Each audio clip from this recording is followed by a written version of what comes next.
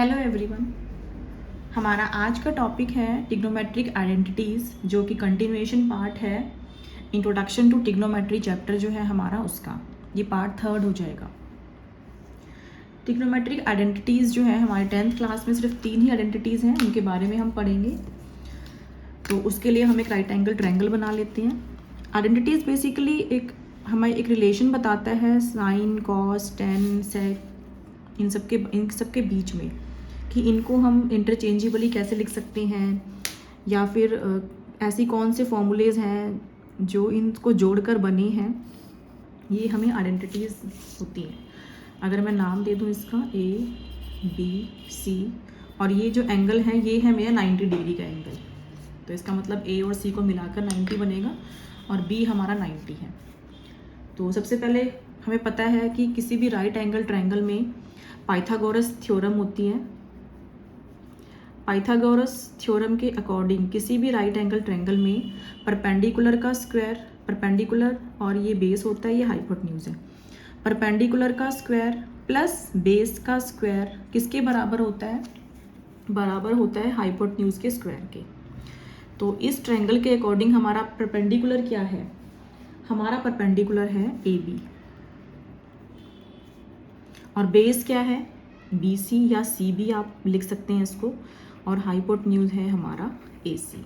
तो according to पाइथागोरम्स ये holds good होगा। अब क्या करेंगे, अब थोड़ा सा हम इसमें मॉडिफिकेशंस कर रहे हैं। AC स्क्वायर को नीचे ले आते हैं यहाँ पे, क्योंकि ये इधर की तरफ है, नीचे आएगा, दोनों की तरफ ही आए, दोनों के नीचे आएगा, तो क्या बनेगा? ये AB square upon AC square plus BC square upon AC square is equal to 1 रह जाएगा। या तो ऐसे कर सकते हैं, या फिर कुछ लोग ऐसे बताते हैं कि सबके नीचे डिवाइड कर दिया AC से, यहाँ पे भी तो यहाँ पे भी करेंगे, तो ये बन जाता है कि AC का स्क्वायर अपॉन AC का स्क्वायर। इसको हम लिख सकते हैं AB अपॉन AC का स्क्वायर, ऐसे करके ब्रैकेट 1 लगा दिया। ऐसे इसको हम लिख सकते हैं BC अपॉन AC का स्क्वायर, और ये ऊपर नीचे कट के 1 रह जाएगा। और AB अपॉन AC ये क्या है? ये है P अपॉन H, और ये क्या है? BC अपॉन AC, ये क्या है? B upon H। तो P अपॉन H क्या होता है आपके पास? अगर हम हमारे ट्रिग्नोमेट्रिक फॉर्मूलाज देखें तो हम क्या करते थे? P H B ऐसे लिखते थे। यहाँ पे साइन, ये कॉस, ये टेन। तो साइन क्या था? P अपॉन H क्या बनता था? साइन। और B अपॉन H क्या बनता है? कॉस। तो क्या बना ये? इसको साइन लिख लिया, साइन का स्क्वायर। और साइन किस एंगल के लिए बनाइए? किस एंगल के लिए बनाइए? हमने P इसको माना हुआ है, तो एंगल के सामने वाला जो होता है वो होता है हमारे पास परपेंडिकुलर। तो इसके कंटेक्स्ट में अगर हम ले रहे हैं तो हमारे पास क्या बना? Sine C plus BC upon AC, BC upon AC। तो ये क्या बना? B अपॉन H क्या होता है? कॉस। तो कॉस C का स्क्वायर इज इक्वल टू 1। ये इस एंगल के लिए भी होल्ड्स गुड करेगा, इस एंगल के लिए उल्टा हो जाएगा। अगर मैं A के लिए लूँ for angle A, angle A को मानूँ अगर मैं यहाँ पर, तो ये बन जाएगा मेरा cos A, और ये बन जाएगा मेरा sin A, क्योंकि H तो वही रहेगा, P और B में इंटरचेंज हो जाएगा, तो P हमारा B बन गया, B हमारा P बन गया, तो ये cos A बन जाएगा, ये sin A बन जाएगा, इसका स्क्वायर भी 1 होगा। तो किसी भी एंगल के लिए उनके साइन का स्क्वायर और कोस का स्क्वायर अगर हम ऐड करेंगे तो वो हमारे पास 1 आएगा। और जो एंगल है उसका मेजर कितना होना चाहिए? अगर मैं इस एंगल C की बात करूं तो ये या तो 0 हो सकता है, या 0 से बड़ा, या फिर 90 से छोटा, या 90, मतलब 0 और 90 के बीच में ये एंगल होना चाहिए। तो ये थी हमारी first identity, cos square A plus sine square is equal to 1। First one. Second के लिए हमारे पास, सेकंड आइडेंटिटी के लिए हम क्या करेंगे? इसी को जो हमारे पास ये वाली आइडेंटिटी आई है, ये तो ट्रू है, holds good for every right angle triangle. हमारे पास क्या है, A B square plus B C square is equal to A C square. इसी को हम divide this by A B square, इसको हम ए बी स्क्वायर से डिवाइड कर देंगे तो क्या बन जाएगा, A B square upon A B square plus B C square upon A B square is equal to A C square upon A B square. इसको आप ऐसे भी लिख सकते हैं बिना ब्रैकेट लगाए भी, एक ही बात होती है। तो क्या आएगा, A B upon A B, तो कट गया, क्या बचा 1 प्लस बी सी। अब अगर मैं बात करूं हमारे एंगल ए के अकॉर्डिंगली, एंगल ए के अकॉर्डिंग अगर मैं बात करूं, एंगल ए हम ले लेते हैं, एंगल या फिर एंगल सी से ही ले लो, एक ही बात है, आप दोनों से समझ जाएंगे। अब बी सी क्या है हमारा, बी सी है हमारा बेस। अगर एंगल सी से ले रहे हैं तो बी सी हमारा बेस है, ये बना बेस, और ए बी क्या है हमारा परपेंडिकुलर। तो बी अपॉन पी क्या होता है, बी अपॉन पी यहाँ पे कॉट होता है, बी अपॉन पी तो कॉट होता है हमारे पास।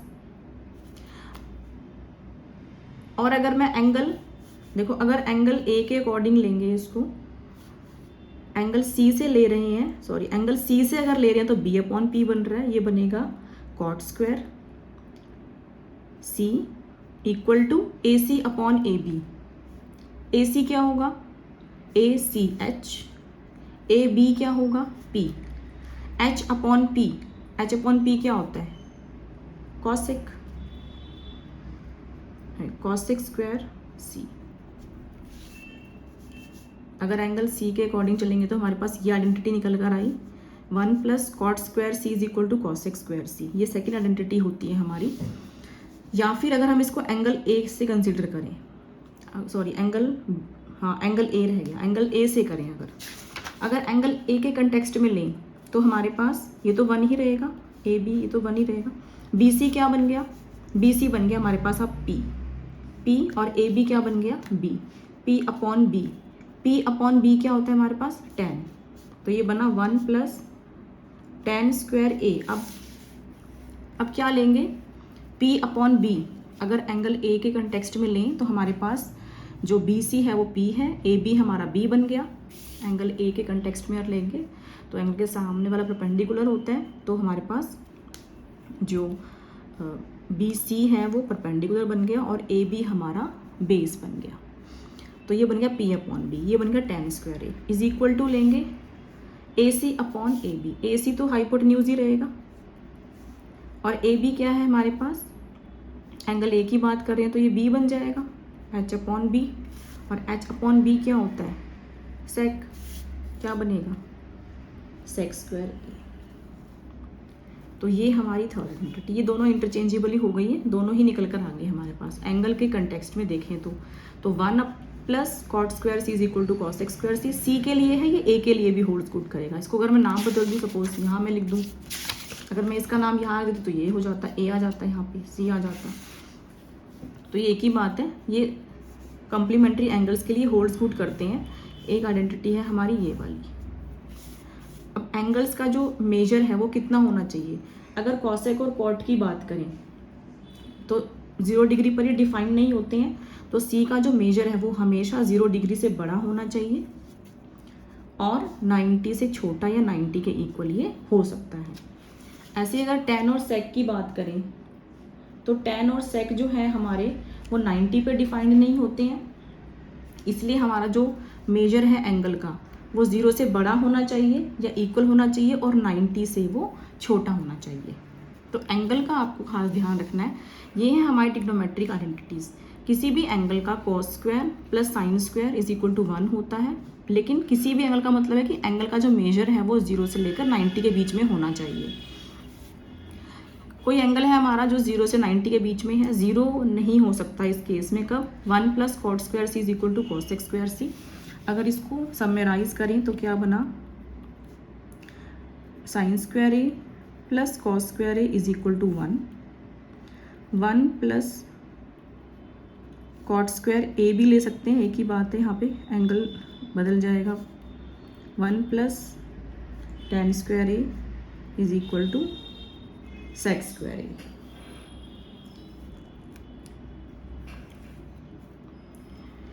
तो ये हैं हमारी तीन आइडेंटिटीज़।